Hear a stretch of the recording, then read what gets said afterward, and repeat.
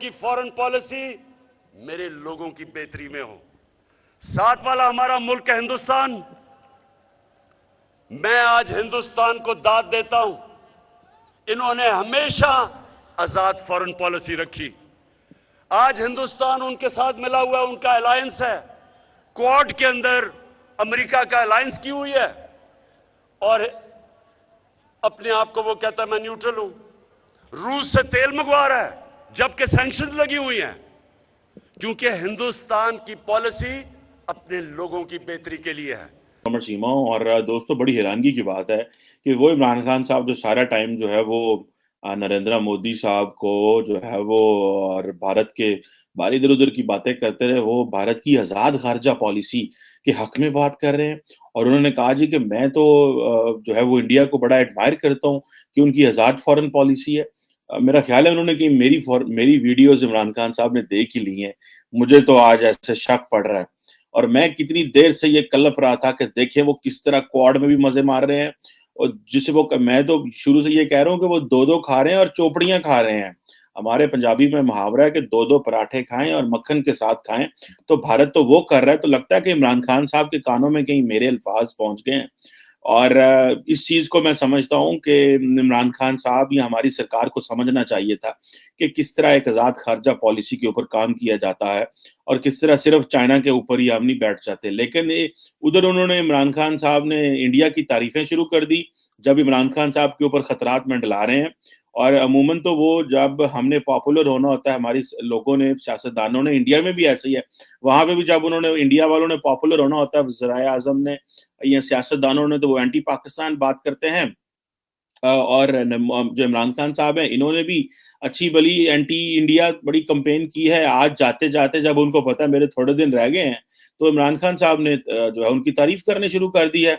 उधर मजे की बात यह है कि वेस्ट की तनकीद कर रहे हैं और वो जो वेस्टर्न जो एम्बेसडर्स हैं इस्लामाबाद में, उनको जो है वो उनकी फिर खिंचाई कर दी और इंडिया की तारीफें कर दी और कहा जनाब कि पाकिस्तान तुम्हारा गुलाम नहीं है। और ये इमरान खान को एक चीज का पता चल गया है कि मैं तो फारग हो रहा हूं, तो मैं कोई इस तरह का नैरेटिव दे दूं। और मैं समझ रहा हूं कि इमरान खान साहब के फारग होने की एक वजह ये भी है कि इमरान खान साहब ने ये जो मगरब से और वेस्ट से, जिसे कहते हैं ना, हमारे एक जुबान में कहते हैं, पंगा ले लिया। ये इमरान खान साहब की गैर जरूरी अपनी पॉपुलैरिटी को रखने के लिए जो उन्होंने किया है, ये उनको बहुत बहुत बहुत बड़ा नुकसान हुआ है इमरान खान साहब। मेरे मुल्क की फॉरेन पॉलिसी मेरे लोगों की बेहतरी में हो। साथ वाला हमारा मुल्क है हिंदुस्तान। मैं आज हिंदुस्तान को दाद देता हूं। इन्होंने हमेशा आजाद फॉरेन पॉलिसी रखी। आज हिंदुस्तान उनके साथ मिला हुआ है, उनका अलायंस है। क्वाड के अंदर अमेरिका का अलायंस की हुई है और अपने आप को वो कहता है मैं न्यूट्रल हूं। रूस से तेल मंगवा रहा है जबकि सैंक्शंस लगी हुई हैं, क्योंकि हिंदुस्तान की पॉलिसी अपने लोगों की बेहतरी के लिए है। प्राइम मिनिस्टर इमरान खान साहब ने पता नहीं कितने दिन के लिए प्राइम मिनिस्टर रह गए। मैं ये कह रही थी कि अब हमारे प्राइम मिनिस्टर इमरान खान साहब ने आज इंडिया की बड़ी तारीफें की हैं जी। खान साहब ने कहा कि जी इंडिया की जो फॉरेन पॉलिसी है वो पाकिस्तान की फॉरेन पॉलिसी से बेहतर है। साथ साथ खान साहब ने ये भी कहा कि जी इंडिया की जो फॉरेन पॉलिसी के बनाते हैं, यानी जो पॉलिसी मेकर्स हैं, वो वहाँ के लोगों के लिए काम करते हैं, वहाँ के लोगों की अच्छाई के लिए काम करते हैं। और साथ साथ अगर खान साहब ये भी कह देते कि जी इंडियन आर्मी जो है वो करप्ट नहीं है, उसका डीएचए नहीं बना हुआ, वो मटर नहीं छिलती, और उसके साथ साथ वो जैसे कहते हैं ना कि उनके इधर उधर उधर उधर उधर कनाडा, अमेरिका, यूएई और ऑस्ट्रेलिया में उनके जो है वो जजीरे नहीं है, तो उन्होंने आइलैंड नहीं खरीद रखे, और उसके अलावा उन्होंने प्लॉट नहीं लिए हुए, उन्होंने फ्लैट्स नहीं रखे हुए, और वो उसके करप्ट तो खैर मैंने बता ही दिया करप्ट नहीं है, और साथ साथ वो सिविलियन गवर्नमेंट में इंटरफेयर नहीं करती। खान साहब ये भी कह देते तो वाह, क्या फिर तो क्या जबरदस्त बात होती। लेकिन आज अजीब सी बात थी, खान साहब पता नहीं कैसी बहकी बहकी बातें कर रहे थे, लेकिन कुछ देर के लिए।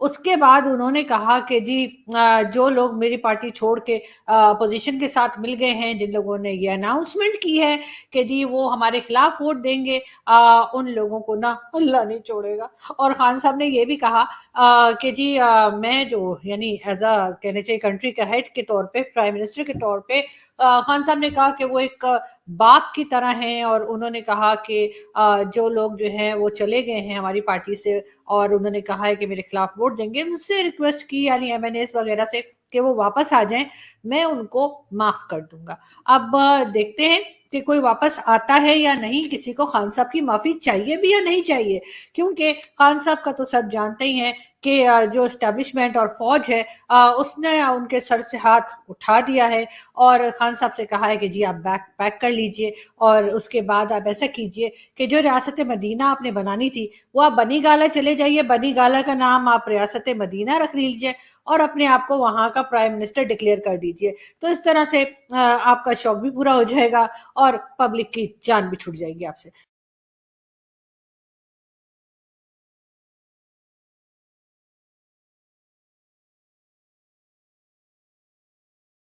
तो दोस्तों, मैं हूं कमर चीमा। और दोस्तों, जिस तरह के आप देख रहे हैं हंसता मुस्कुराता चेहरा, जनाब सुमित पीर भाई हैं। आप इनको इंडियन मीडिया में भी देखते रहते हैं, बड़ा स्ट्रांगली जो है वो डिफेंस करते हैं। इंडियन फॉरेन पॉलिसी हो या एक अपना बैलेंस्ड जो व्यू हो, उसको बड़े अच्छे से जो है वो पोर्ट्रे करते हैं। Thank you very much Sumit भाई। थैंक यू चीमा साहब, thanks for the invitation. Sumit भाई, ये क्या कर रहे हैं आप? फिल्में बना रहे हैं, कश्मीर फाइल्स बन गई है, वहां पे नारे मारे जा रहे हैं। फिल्में देख के लोग कहते हैं जनाब कि जय श्री राम, और वहां पे नारे मारे जाते हैं, जाओ देखो ये जो साले मुसलमान हैं शादियां कर रहे हैं, बच्चे पैदा कर रहे हैं और हम इनसे शादियां करें। और ये जो पंडित्स की कहानी है, इसमें नफरत क्यों है? ये क्या हुआ? मोदी जी भी सुना डिस्कस कर रहे थे। ये क्या है कश्मीर फाइल्स और क्यों जरूरत पेश आई? और आप ये क्यों नफरत क्यों नहीं खत्म हो रही? सुमित पीर भाई, जरा हमें थोड़ा सा कॉम्प्रिहेंसिव बताइएगा कि और अवाम के अंदर एक नया गुस्सा जो है वो इंडिया में आया, ये क्या चीज है? देखिए चीमा साहब, शो पे बुलाने के लिए धन्यवाद। कई सारे सवाल आपने एक साथ पूछ लिया, तो एक एक करके जवाब दूंगा। देखिए, पहली बात जो कश्मीर फाइल्स है, it is depiction of truth, it is pictorial depiction of truth. क्योंकि इसमें जो फिल्म मेकर है विवेक अग्निहोत्री जी, अनुपम खेर जी है, तो उन्होंने या प्रधानमंत्री जी ने भी ये कहा, भाई आप बताइए इसमें कौन सा सीन, कौन सा कैरेक्टर, कौन सा पात्र गलत है। अगर गलत है तो कंटेस्ट कीजिए, क्योंकि ये जितने पात्र, जितने चीजें, they are people of the real life and which can be verified easily. अभी अगर आप देखें चीमा साहब, ये हो क्या रहा था, इसके गुस्सा क्यों हुआ, अभी ये आक्रोश क्यों बढ़ गया सडनली? 32 साल तक ये जेनोसाइड की कहानी छुपाई गई थी, इसको दबाया गया था। अच्छा, उन दिनों आपको पता होगा 90 में, मतलब हम तो छोटे थे, कभी इतना इंटरनेट था नहीं, कभी इतना स्मार्टफोन थे नहीं, आज का मीडिया नहीं था, टेलीविजन नहीं होता था, 2 चैनल होते थे इंडिया में दूरदर्शन के, बस जो उन्होंने दिखाया, जितना उन्होंने बताया उतना ही था। 10-15 न्यूज़पेपर थे। आज टाइम डिफरेंट है। आज आप और हम भी एक न्यूज बना सकते हैं, न्यूज में शामिल हो सकते हैं। तब वो पॉसिबिलिटीज थी नहीं, एक बहुत कंट्रोल्ड सिस्टम था। अब लोगों ने सुना, हाँ कुछ ऐसा हुआ, कुछ वहां ये हुआ, पर किसी को कुछ पता नहीं था, सच बताऊं। और 30-32 साल का बड़ा अरसा होता चीमा साहब, ये निकल गया तो कुछ चीजें दब भी गई थी, कुछ चीजें भूल भी गई थी। अब विवेक अग्निहोत्री साहब ने किया पिक्टोरियल डिपिक्शन ऑफ ट्रुथ। अब ये जो चीज लोगों के सामने आई, और होता क्या चीमा साहब, मैं आज मान लीजिए 32 साल का हूं, मैंने यार जब से मैं पैदा हूं मुझे ये पता ही नहीं ऐसा कुछ हुआ, ऐसा कुछ हुआ, ये होलोकॉस्ट हमारे कंट्री में हुआ, हमें बताया नहीं गया, हमसे छुपाया गया, ये क्यों किया गया, इसके पीछे कारण क्या थे, इसके पीछे वजूहात क्या थे? गुस्सा इसलिए है। अब आपके दूसरी चीज का मैं जवाब दूं, आपने बोला जी कि कुछ एक आध पिक्चर हॉल में ऐसा सुनाई दिया। हाँ, एक आध पिक्चर हॉल में ऐसी कुछ घटना घटी है, लोग इमोशनल हो रहे हैं, बता रहे, पर चीमा साहब मैं आपको बताऊं, दिन में करीब 20 से 25 हजार शो चल रहे हैं इस पिक्चर के, दिन में आज पूरे इंडिया में। अगर आप मैं हफ्ते के शो लिखूं तो करीब 1.25 लाख 2.5 लाख से 1.5 लाख शो चल रहे हैं हफ्ते में। एक आध वीडियो कहीं कुछ आया है, चलिए वो उत्तेजना से लोगों की भावनाएं हैं, बोल दिया, बट ऐसा कुछ नहीं है। अगर मैं 1.25 लाख 1.5 लाख शो में से अगर एक वीडियो कोई दिखता है, वो वहां का एक छोटी मोटी घटना, आप उसको नजरअंदाज कर सकते। कोई अगर ऐसी चीजें होती तो ये हर जगह दिखाते, ये हर जगह दिखाते। गुस्सा आज है चीमा साहब की ये सत्य छुपाया क्यों गया, इसके पीछे मंशा क्या है, इसके पीछे कारण क्या है, आखिर क्यों नहीं बताया गया, वहां हुआ क्या, ये हिंदुस्तान के लोगों से क्यों छुपाया गया? ये किसी व्यक्ति विशेष के अगेंस्ट नहीं है, ये सिस्टम के अगेंस्ट है कि हमने, सिस्टम ने ये चीज को क्यों छुपाया। अब इसमें 2 चीजें मैं आपको खुल के बोलूंगा। देखिए, आप जानते हैं कि, और चीमा साहब एक बार मैं बोलूं अपने बारे में, आप मेरे को इतने साल से जानते हैं, मैं कोई टीआरपी बैंड मास्टर नहीं हूं, मैं कोई टीआरपी के लिए चीजें नहीं बोलता, मैं सलीम जावेद के डायलॉग नहीं बोलता, मैं जो भी बोलता हूँ फैक्ट फिगर डाटा के अनुसार बोलता हूँ, और which can be substantiated by truth. अभी क्या है सर, जब आप 1990 की परिकल्पना करें तब क्या हो रहा था? तब हो रहा था रशिया यूएसएसआर टूटा था। तो जब यूएसएसआर टूटा था तो काफी छोटे कंट्रियां बन गई थी, 10-11 कंट्रियां बन गई थी, कुछ इस्लामिक रिपब्लिक बने थे, अजरबैजान बना था, कजाकिस्तान बना था। तब ये भावना वहां पे थी कि भाई अगर हम बंदूक उठा लें और ये इतनी क्लिंजिंग कर ले, पाकिस्तान आगे हमला कर लेगा, इस्लामिक रिपब्लिक ऑफ कश्मीर अलग हो जाएगी। अगर आप तब का नारा देखिए, तब का नारा था आजादी, आपका हमारा क्या वास्ता, ला इलाहा इल्लल्लाह। भाई कश्मीरी पंडितों, कश्मीरी हिंदुओं छोड़ो, ये अखबार, मेन स्ट्रीम अखबार में इसके ऐड आते हैं, इसके इश्तिहार आते हैं, गली गली में इसके पोस्टर लगते हैं। और ये तब की तैयारी नहीं, ये पिछले 3-1 साल से तैयारी चल रही थी। ऐसा नहीं कि उसी दिन हो गया, उसी दिन सब कुछ हो गया। ये 1987 से तैयारी चल रही थी, इसको नजरअंदाज किया गया। कांग्रेस की हुकूमत थी और यहाँ पे वहां फारूक अब्दुल्ला साहब की हुकूमत थी, इसको नजरअंदाज किया, हाँ चल रहा है, ये हो रहा है। मैं अगर आपको डायरेक्ट बोलूं चीमा साहब, it was first step of Ghazwa Hind. गजवा हिंद का पहला स्टेप करके इसको करा गया, भाई ये पहला स्टेप कर लो, बाकी इंशाल्लाह आगे कर लेंगे। पर वो आगे हो नहीं पाया, आगे चीजें बढ़ नहीं पाई, आपने हमला किया नहीं है। और ये मैं नहीं कह रहा हूँ, ये जो ड्रेडेड टेररिस्ट है, बिट्टा कराटे, ये जितने भी है, इन्होंने बोला, हमें तो बोला था आप कर लो, बाकी पाकिस्तान हम हमला कर लेंगे और इंशाल्लाह आपको आजादी दिला देंगे। कह रहे यार पाकिस्तान ने हमला तो किया नहीं। ये मैं नहीं कह रहा चीमा साहब, कोट अनकोट ये टेररिस्ट कह रहे हैं, ये पब्लिक डोमेन में इंफॉर्मेशन है। तो अगर ये चीजें हुई, ये चीजें आई, तो अब ये जो गुस्सा, ये जो आक्रोश है, जो जनता के सामने, जनता की एक ही चीज है कि भाई आपने छुपाया क्यों। और चीमा साहब, यहाँ आपको एक बात बोलूं, जो सभ्यता, जो सिविलाइजेशन अपनी हिस्ट्री छुपाती है ना, there is no way you can ensure कि रिपीट ना हो। अगर आप बताओगे, इसको दिखाओगे, चाहे सत्य कितना ही कड़वा हो, कितना गलत हो, कितना ही कुछ हो, कितना ही कट्टू सत्य हो, जैसे हिंदी में कहते हैं, बोलने दीजिए, सामने लाने दीजिए। क्यों? उससे ताकि फिर रिपीट ना हो। देखिए होलोकॉस्ट हुआ, जर्मनी में हुआ, पर जर्मनों ने वो कैंप अब भी रखे, होलोकॉस्ट म्यूजियम बनाया। हाँ गलती हुई थी, गड़बड़ हुई थी, हमने की, पर ये हमने किया, हम इसको मानते हैं ताकि अगली बार ना हो, आने वाली नस्लों को पता लगे। आज जो आक्रोश है चीमा साहब, वो इसलिए नहीं है कि ये वहां क्या हुआ, ये 32 साल पुरानी बात है।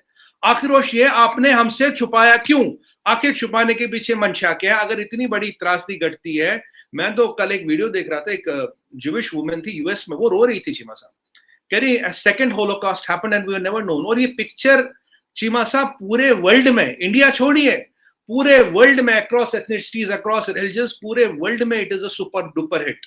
I mean people have started comparing this picture with Schindler's list. उसके लेवल की पिक्चर है वो है। और क्यों? शिंडलर्स लिस्ट में भी सच्चाई थी, इस पिक्चर में भी सच्चाई है। अगर आप फिक्शनल पिक्चर बनाओ, अगर आप कुछ बनाओ, तो लोग आपको चैलेंज करेंगे। मोदी जी का कहना था कि ये पिक्चर सत्य पे आधारित है, कि भाई जो सत्य पे पिक्चर है, गांधी जी पे पिक्चर बनानी चाहिए, इमरजेंसी पे पिक्चर बनानी चाहिए, और वैसे ही ये picture is based on truth. Modi ji का सिर्फ कहना ये था।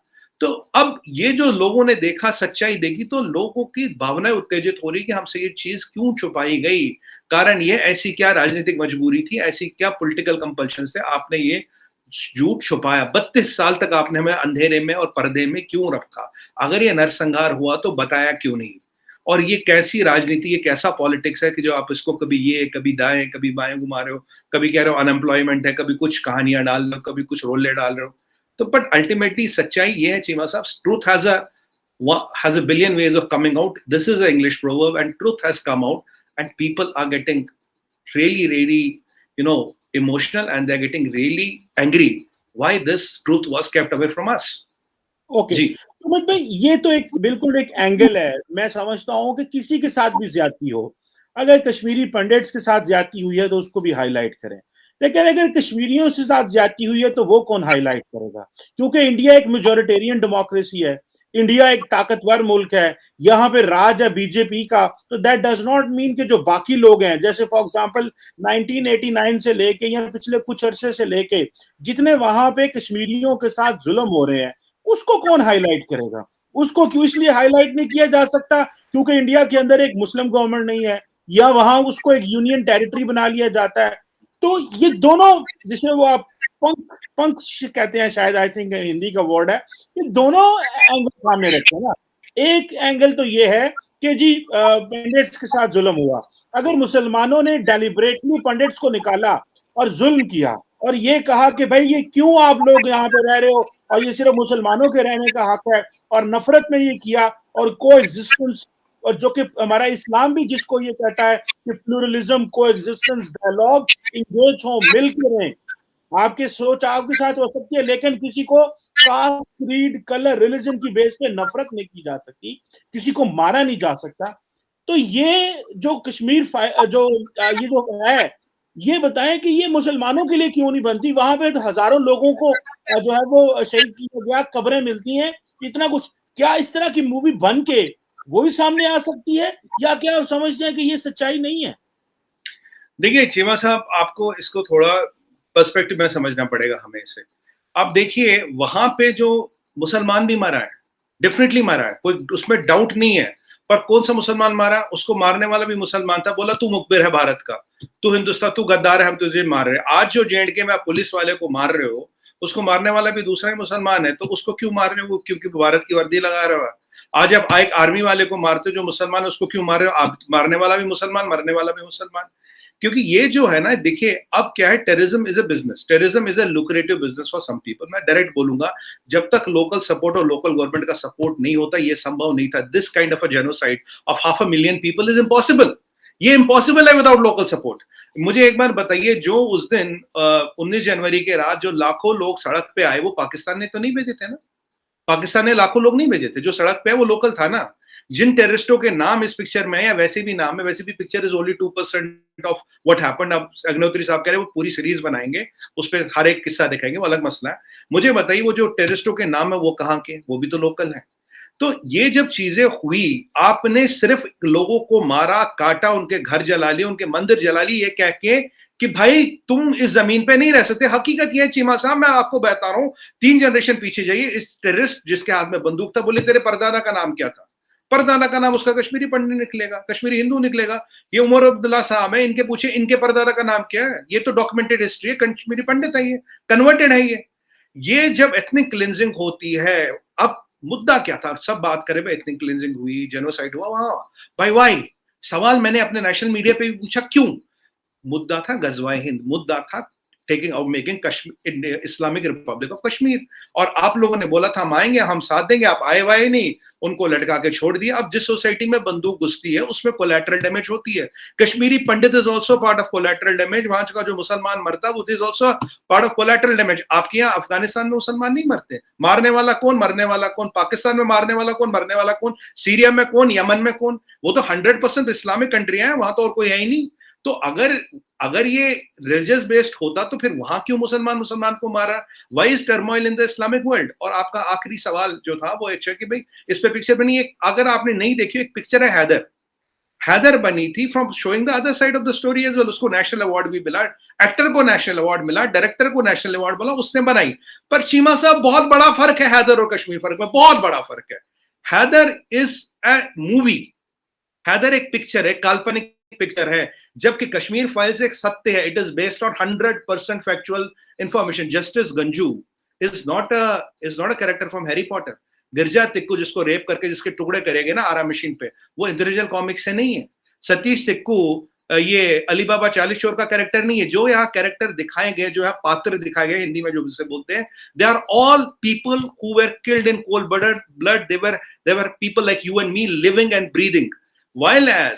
While as Heather is a story of somebody which is not real, but वो साइड भी दिखाया गया, उसको नेशन ने देखा, नेशनल अवार्ड मिला। शाहिद कपूर को, जो भारद्वाज जी है शायद, उन्होंने पिक्चर बनाई थी, उनको भी अवार्ड मिला। चीमा साहब, उनको भी अवार्ड मिला, उसको किसी ने रोका नहीं, किसी ने उस पिक्चर को बैन नहीं किया। आज तकलीफ ये है चीमा साहब, मैं आपको बताऊं, आज हमारे देश में जो राजनीति है ना, पॉलिटिक्स जिसे हम कहते हैं हिंदी में, राजनीति हिल गई है चीमा साहब। मैं बता रहा हूं, जब ये पिक्चर आई थी, इसको पहले किसी ने प्रमोट नहीं किया, किसी ने इसको हवा नहीं दिया, हाँ यार आई है, अब बहुत पिक्चर आंदी है। आज हालत ये है, हर चैनल, हर टीवी चैनल, छोटा बड़ा, इनको ढूंढ रहा, भाई तुम एक इंटरव्यू दो, तुम्हें बताओ। आज अग्निहोत्री साहब ने ही बोला मैं तुमसे 2 महीने पहले कह रहा था यार हमारे बारे में भी थोड़ी बात करो, थोड़ा कुछ बताओ। कोई कवर करने को तैयार नहीं। अब when the picture has become a revolution, everybody wants to cover it, हर कोई इसके बारे में बात करना चाहता है। पर एक चीज है चीमा साहब, यहाँ कश्मीर फाइल्स भी बनी, यहाँ हैदर भी बनी, अवार्ड उसको भी मिलेगा, अवार्ड इसको मिल चुका है, इसको मिलेगा।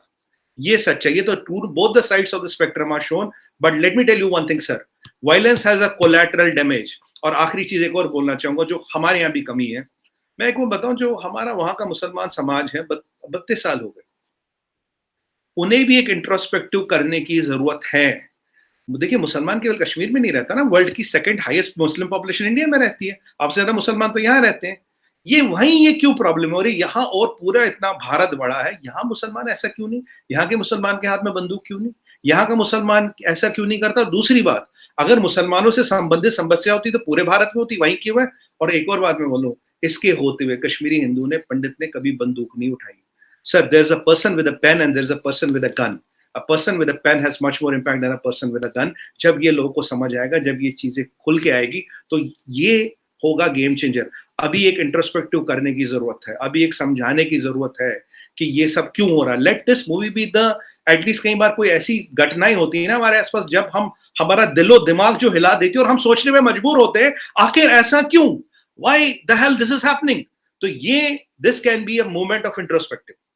जी जी बिल्कुल ठीक है, लेट्स सी, ये देखते हैं कि ये क्या होता है, क्या इससे नफरत फैलती है, क्योंकि एक बहुत बड़ा तबका जो है इंडिया के अंदर वो इसको गुस्से के तौर पे भी ले रहा है।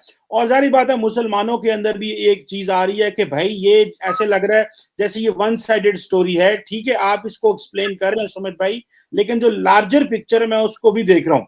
सुमित भाई एक बात बताइएगा, इंडिया इतनी बड़ी डेमोक्रेसी है, इंडिया इतनी बड़ी ताकत है, आप इतना जो है वो अपनी जैसे कह लें कि एक इन्फ्लुएंस रखते हैं, तो आप बाकी सारी इंडिया में ऑटोनॉमी देते हैं, लेकिन कश्मीर को क्यों ऑटोनॉमी नहीं देते?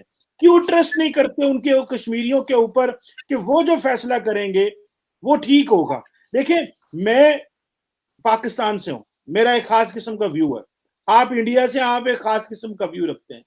मैं ये समझता हूं कि we should give a chance to the Kashmiris, और शायद मुझे ये पता है कि पाकिस्तान में भी 100% ये चांस नहीं मिल सकता अपने आजाद कश्मीर वालों को, और शायद इंडिया में भी नहीं मिल सकता। लेकिन मैं उन लोगों में से जो मैं कहता हूँ कि भाई सबको चांस दो, ये नहीं है, क्योंकि अगर मैं ऐसे बहुत सारे कश्मीरियों को जानता हूँ पाकिस्तान में, those don't want to live with Pakistan, those want to have an independent Kashmir, वो इंडिपेंडेंट कश्मीर चाहते हैं, वो नहीं चाहते कि वो पाकिस्तान के साथ रहे। मैं से डजन्स लोगों को पर्सनली मिल चुका हूँ, मैंने उनसे बात की है, वो कहते नहीं we don't want to live with the Pakistan, और बहुत सारे हैं जो पाकिस्तान के साथ रहना चाहते हैं। तो हम क्यों इन पे एतमाद नहीं करते, या क्यों इनको चांस नहीं देते? या क्या आप समझते हैं कि ये एतमाद और चांस का टाइम खत्म हो चुका है, अब रियासतें ताकतवर हो चुकी हैं, और इस तरह की एक नई कॉन्स्टिट्यूशनल शेप तैयार करना, या दोनों मुल्कों के बीच में से एक नई लैंड तैयार करना जो है, ये एक फिजिबल आइडिया नहीं रहा anymore? How do you see this? देखिए चीमा साहब, जितने मेरे को यहाँ दिल्ली में रह के हक हैं, और जो भी हक है, हकों की लिस्ट गुना लीजिए, 1001 हक है, उतनी ही कश्मीरी को भी हक है। एक हक बताइए जो उसको नहीं मिलता, जो मुझे मिलता है। आप मुझे चलिए 3 बता दीजिए, 5 बता दीजिए, 1 बता दीजिए। पहली बात तो क्या बोला, एटोनमी और डेमोक्रेसी, और ये आपने बहुत भारी बारी इंग्लिश के शब्द यूज किए, मेरी मैसी अंग्रेजी थोड़ी हल्की है, तो ये जितने भी शब्द है, ये जो मेरे पास है वो उसके पास भी, जितना मेरे को फ्रीडम है उतना उसको भी है, जितनी मेरे लिए डेमोक्रेसी उतना उसके लिए भी है। अभी आप देखिए चीमा साहब, पीछे 4 इलेक्शन हुए, 71 लाख लोगों ने कश्मीर में, मैं जम्मू को अलग कर रहा हूँ, कश्मीर में वोट दिया। डीडीसी इलेक्शन में 4 इलेक्शन में सरपंच हुए, ये हुए। मुझे बताइए, मुझे एक बात बताइए, अगर वहां लोग साथ में, कोरोना था, ठंडी थी, 71 लाख लोगों का वोटिंग प्रोसेस में पार्टिसिपेट करना अब तक का हाईएस्ट है, आज तक का सबसे ज्यादा वोट परसेंटेज, हमारी माताओं बहनों ने सबसे ज्यादा वोट दिए। मैं आपको बताऊं सच्चाई क्या है दुनिया की, आज मैं आपको थोड़ा पॉलिटिक्स से हट के बता रहा हूँ चीमा साहब, सच्चाई दुनिया की ये है, अगर मेरे बाप से या मेरे दादा से कोई गलती हुई है, अगर मैं हूं ना आज, मैं कहता यार उससे गलती हो गई, हुई, I am not for it, मैं उसको सपोर्ट नहीं करूंगा। If we stop defending the mistakes of our ancestors, the world will be a better place to live in। जरूरत उसकी है, जिस आतंकवादी ने जो भी तब किया, काम खत्म। आज आप बताइए, मैं आपको बताऊं, आज मेरी विडंबना क्या है? मेरी विडंबना ये है कि जितना इंफ्रास्ट्रक्चर डेवलपमेंट दिल्ली में हो रहा है, जो दिल्ली के यूथ को मिल रहा है, उतना इंफ्रास्ट्रक्चर डेवलपमेंट कश्मीर में नहीं हो पाया बिकॉज ऑफ दिस टेररिज्म। उतनी अपॉर्चुनिटी शायद उसके पास नहीं, उसको यहाँ आना पड़ता नौकरी करने के लिए। ये चीजें हैं जिन पे काम करना है, इस चीज पे काम करना है। वहां उतना मेडिकल फैसिलिटी नहीं जितनी, because terrorism has a collateral damage. Terrorism की कोलैटरल डैमेज है। मुझे बताइए, इतने लोग मरे चीमा साहब, right? Why do these people need to die? मेरे को ये समझ नहीं आ रहा। अगर वहां, और मुझे एक चीज तो मैं बिल्कुल नहीं समझ पाता कभी कभी, जिस बच्चे के हाथ में आप बंदूक दे देते हो कि भाई तू लड़ जा, बंदूक पकड़ लिया, चला गया लड़ने। मुझे बताइए what is his chance? His chance is nothing, it's a matter of time. अगर ये मॉडल आपका चला हुआ मॉडल, अगर ये चीमा साहब काम कर रहा होता तो 32 साल 35 साल से काम कर रहा होता। अगर द प्रॉब्लम इज आपकी कॉस्ट ही नहीं इस मॉडल को चलाने की। अब मुझे पता नहीं ये पुरानी क्लाशनिकोव कितने में आती है, कितनी रशियन क्लाशनिकोव आपके पास रखी है, पकड़ा देते हो, कहते हो ठीक है यार चलती रही। क्वेश्चन ये है कि इन्होंने बंदूक पकड़ी क्यों? ये छोड़ दें कि उनके हाथ में आ गई, उन्होंने 32 साल से पकड़ी क्यों और क्यों बना? बिल्कुल, बहुत बेहतरीन सवाल पूछा आपने। अगर ये बंदूक 5 लाख लोगों के हाथ में होती, मैं कहता चीमा साहब यू आर बैंग ऑन सवाल, मेरे पे जवाब नहीं होता लोगों ने बंदूक क्यों पकड़ी। जब आपने 50 लोगों के हाथ में बंदूक पकड़ा रही है, 50 लड़के तो आपको कहीं से भी मिल जाएंगे, उनको बंदूक पकड़ाते तो नया 50 का बैच बेचते, 50 आते 50 जाते। आपकी राजनीति तो ऐसे चल रही है ना। अगर आपकी एजेंडा में दम होता सर, देखिए तब 10 लाख लोगों के हाथ में बंदूक होती। भाई साहब 50 लोगों के हाथ में बंदूक है तो मतलब उनको तो आपने आज यूक्रेन के अंदर भी सारी आबादी के हाथ में बंदूक नहीं है जिनके ऊपर हमला हुआ है। सुने बात, इनके ऊपर हमला हुआ है उनके हाथों में भी सबके बंदूक नहीं है, सारे भाग गए हैं। सारा मुल्क एक जैसा नहीं होता। मैं इसमें मैं आपके साथ डिबेट में नहीं जाना चाहता, आपको भी फैक्ट पता है, हमें भी पता है, लोगों को भी पता है, लेकिन मैं सिर्फ और सिर्फ frankly speaking for the sake of learning ये चीज करना चाह रहा था। It doesn't have any purpose के, जैसे आपने कहा ना टीआरपी की बात तो हम करते नहीं, हम तू तड़ाक करते हैं ना, हम बदतमीजी करते हैं ना किसी के हाथ। हाँ नहीं, मैं भी वही बात कर रहा हूँ समझ भाई कि ना हम बदतमीजी करते हैं। नरेंद्र मोदी साहब वजीर आजम है भारत के, हम उनकी रिस्पेक्ट करते हैं। मोदी साहब कहते हैं वजीर आजम इमरान खान, मैं उनसे 10,000 गुना इत्तेफाक करता हूँ। मैं प्राइम मिनिस्टर साहब कहता हूँ because he is chosen prime minister, they should be respected, honoured. बिल्कुल, हम भी कहते हैं चीमा साहब, मैं तो कहता हूँ नियाजी साहब, मैं तो जनरल साहब, मैं भी आई ड्यू रिस्पेक्ट। देखिए हमारा यहाँ ऑब्जेक्टिव कोई टीआरपी वाला नहीं होता, कोई टीआरपी बैंड मास्टर तो है नहीं ना, सलीम जावेद के डायलॉग बोलने यहाँ के, तो वो कहीं बात चलते हैं, कुछ लोग की दुकान के उस पर चलती है, चलिए वो छोड़िए, वो मसला नहीं है आज। मसला ये है कि अगर आज आप कश्मीर में भी देखिए जो नॉर्मल यूथ है, जो नया बच्चा पैदा हुआ जो आज 30-32 साल का, सर वो जब यहाँ आता है ना उसे डेवलपमेंट चाहिए। अब मुझे बताइए, मैं बहुत न्यूट्रल सवाल पूछता हूँ, आप ना हिंदुस्तानी ना मैं पाकिस्तानी, ना मैं हिंदुस्तानी ना पाकिस्तानी, एक न्यूट्रल सवाल, आप अमेरिकन हो मैं ब्रिटिशर हूँ, 2 मिनट के लिए मान लेते हैं, ठीक है। आप एक कश्मीरी से पूछे भाई ये 2 साइड है तेरे को, ये इंडिया है ये पाकिस्तान है, कहाँ जाएगा, look at where your future is, answer will be India. Answer will be India, just by pure logic of future. आपकी संपन्नता, आपकी प्रॉस्पेरिटी कहाँ दिख रहा है?